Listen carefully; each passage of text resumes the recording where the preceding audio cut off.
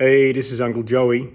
So I'm a bit sweaty today, but it's like 36 degrees and the humidity is like 90 something percent, so it's stupid today. So I just want to talk about migrating to Australia if you're a tradie, what's involved. So I'll do this as some different sections, part one, part two, etc., because it is a pretty extensive process. And I'll give a little bit of a background on how we got here, just to sort of make it a bit more clear. So we actually started the whole process in 2012, just after that big recession we had in Europe. Like, I'm originally from the Netherlands, so we had a pretty big recession, and the construction industry just dropped off from one day to another. It was pretty hectic. So me and the missus both had an idea of like, let's go to a different country. Why not Australia? So we looked into it, and after some research, like, there's two options you can go. You can do the paperwork yourself and hand it all into the government and apply for a visa, or you can go through an agency which will do all the paperwork for you, tell you exactly what you need, send it in, all that stuff. So normally dealing with government, it's pretty hectic. So we just decided to do it through an agency. At least they're more experienced in what they do, and they sort of kept you in the loop. And it's going to cost you a bit more, but in the end, it was a way easier process. So first of all, I would say what we did, do some research, some proper research about the agency you are using, because we got scammed the first time. Like, we found out after a year almost that they weren't doing anything with our paperwork. We just paying all the bills, and nothing was actually sent in. So we lost maybe 2,000 euros doing that stuff. So what's that, like 3,500 Australian dollars? So that was that, but it was really weird. I couldn't find any bad reviews at the time, but then after it all happened, I started digging, and then I found some bad reviews. So just be cautious with that. So afterwards, we found a really well-known agency. They were actually Dutch people living in Australia, and we just dealt with them online, and we had a couple Skype calls, Skype back in the day. So we had a couple Skype calls, and that was real easy, and they pretty well helped us get that visa a little bit over a year, I suppose, but that was on our part as well. Handing in all the paperwork was pretty hectic. So just talk about cost-wise. So the actual visa itself is going to cost you about $7,000 at the time.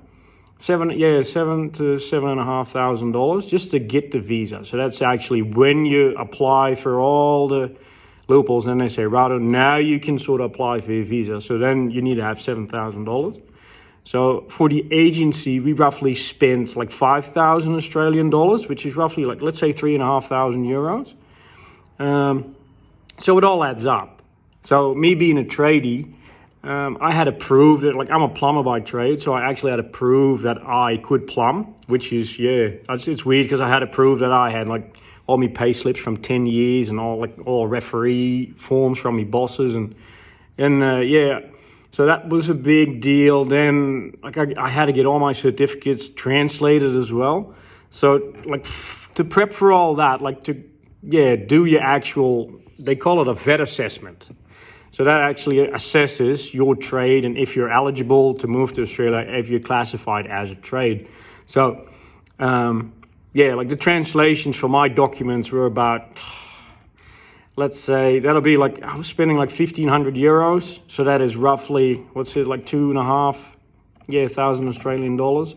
I had to get all of those documents certified by a JP, which in my country wasn't free. So that was it was 40 documents, and they charged about $40 per signature on those documents. So in the end, it ended up being $1,600, and then we had to do it all again. So just say $2,000, roughly like that.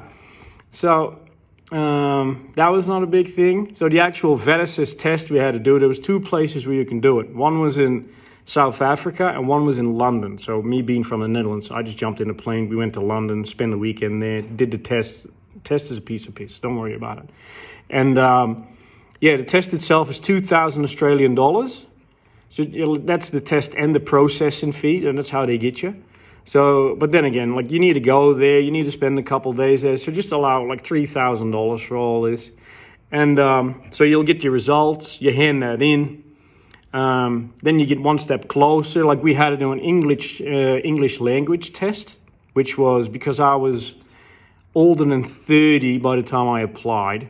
I had to get a certain score on that test, which would be above average English. So that was pretty hectic as well. But those tests would roughly cost you 250 euros per person. So what's that, like $350 per person? Because I was the main applicant, I had to score at least an 8 on all subjects. So there's reading, writing, listening, and speaking. So that was pretty, yeah, it's like you just need to practice a bit for that, because there is a fair bit of hectic writing in there.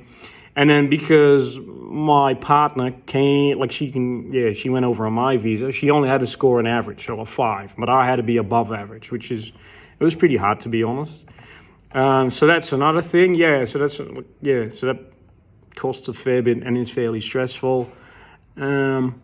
So that was it. Like we done the test first, the English test. We had to do it twice, because the first time I didn't have above English. Like I had to score an 8 in all subjects, and I had a 7.5 on one, and then I had to do it all over again, not just that subject. And they don't tell you what you did wrong, so you don't know what to improve on. It's really weird.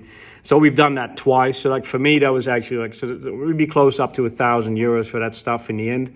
Then I went to London, done that VETASYS test, which was pretty stressful, but the test itself, when I got there, it was so easy. Like as a plumber, I just had to hook up a basin and pretty well like an electronic water heater, and that was it, done.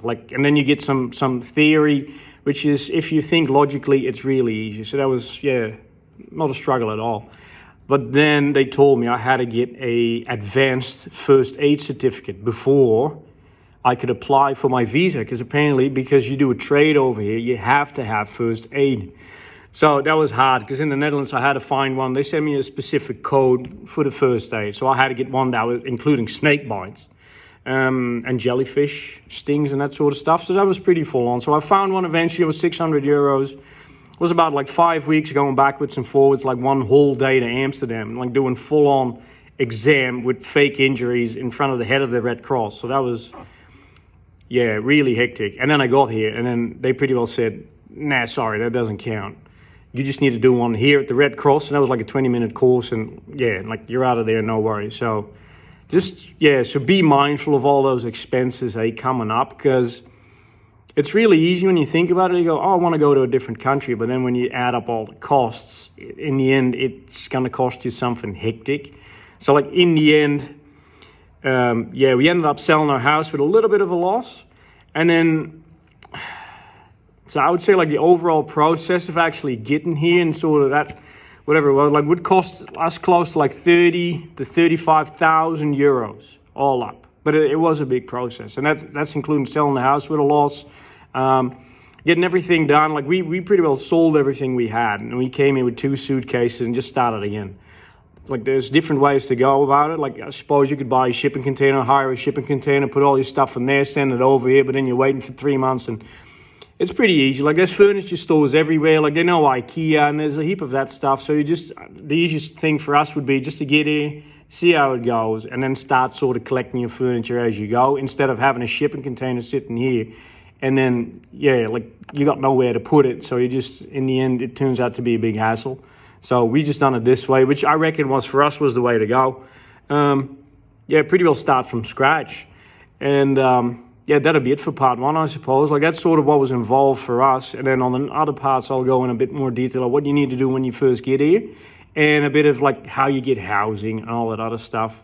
So now, see you next time, fellas. Uncle Joey. Booyah.